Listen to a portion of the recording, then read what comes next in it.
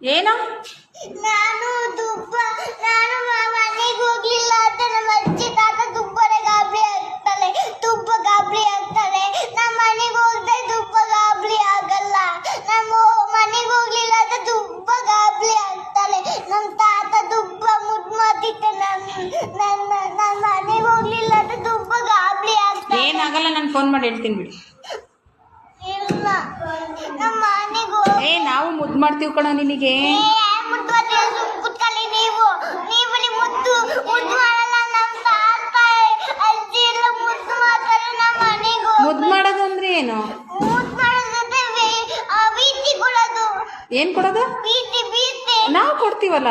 ನೀವೇ ಗೊತ್ತಿಲ್ಲ. ನನ್ನ ಮನೆಗೆ ಹಂಗಂದ್ರೆ ಏನು? ಪ್ರೀತಿ ಕೊಡೋದು ಅಂದ್ರೆ ಏನು? ಮುತ್ತು ಮುತ್ತಾ? ಮುತ್ತು ಕೊಡ್ತೀನಿ ಬಿಡು ನಾನು. ನಮ್ಮ ತಾತ ಮನೆ ಮುತ್ತು ನೀನು ಮುತ್ತು